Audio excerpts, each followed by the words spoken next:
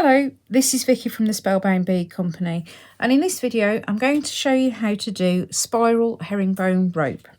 So it's essentially similar to normal herringbone rope in that it starts with a ladder stitch.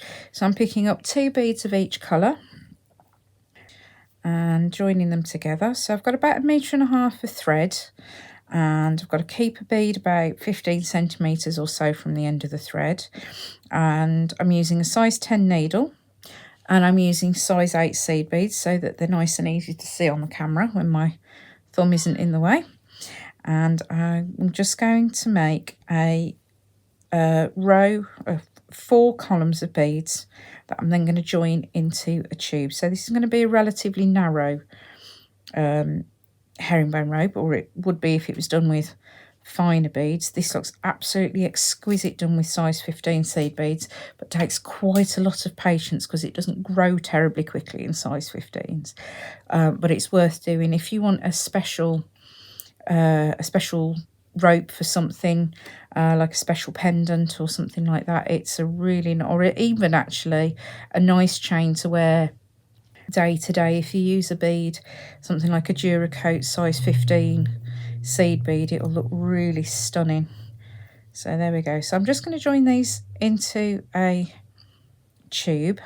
So I've just gone up through the first pair of beads I added. I'm going to come down through the last pair like so, and then I'm going to come back up through the first. And then, so I've got a little bit of something to hold on to.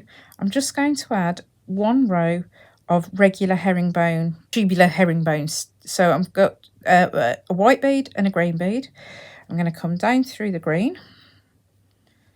I'm going to come up through the white. I'm going to pick up, a white and a green.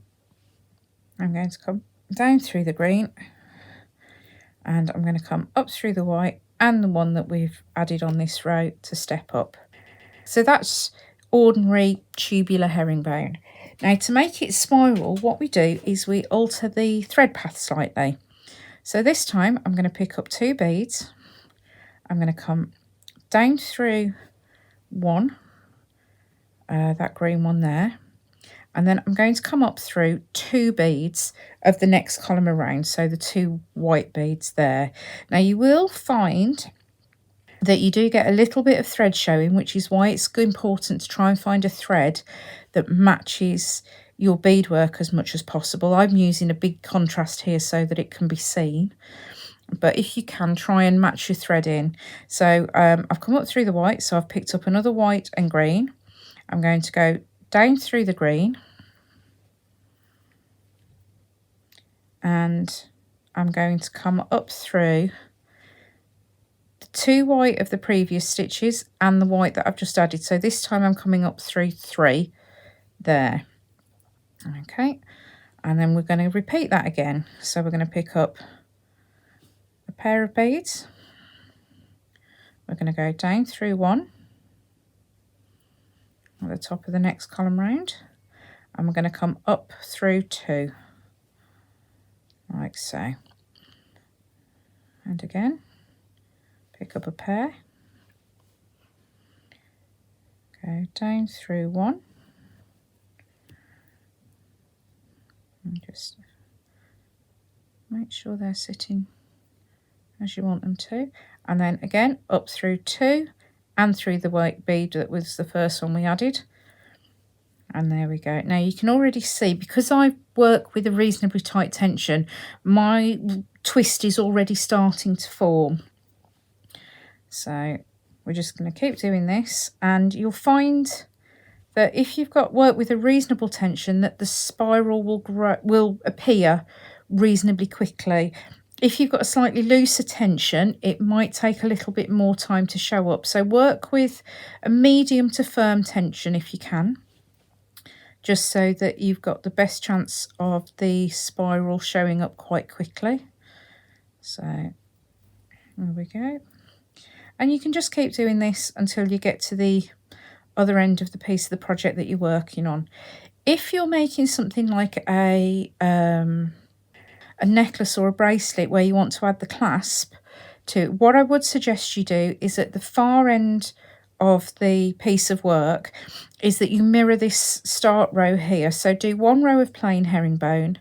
Well, do 3 rows of plain herringbone, and then just go back through the last 2 rows and join them together into that sort of barrel drum shape by going down and up and down and up, just to make sure that you've got a nice firm end to your tube to attach your clasp or your finding or whatever it is you're wanting to attach to the end of your work.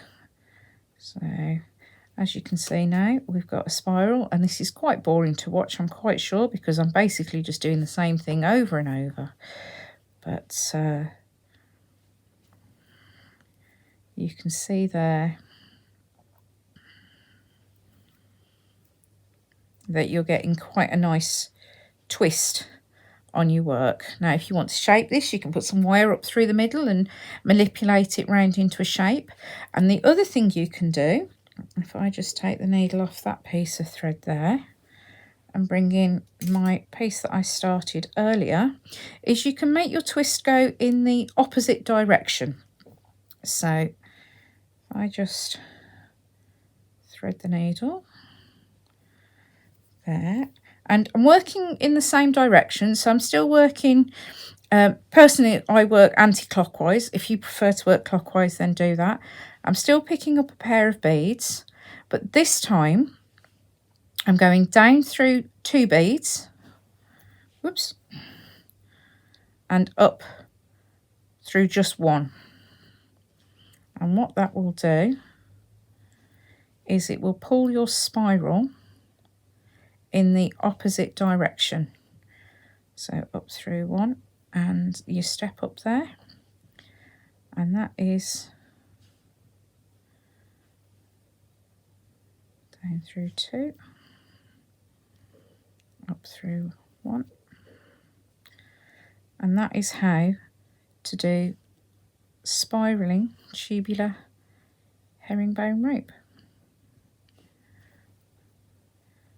Thank you for watching. If you've got any comments, any questions, any requests for future videos, please let us know. You can leave us a comment below.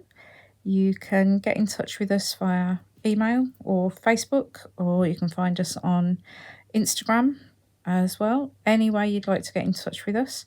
We'd love to hear what you think. We'd like to know what you'd like to see. We'd like to make this channel useful for you as much as we can. So if it's practical to do, we will look at doing it for you. So there we go. We've got spiral to the left, spiral to the right, exactly the same, just a reverse thread path.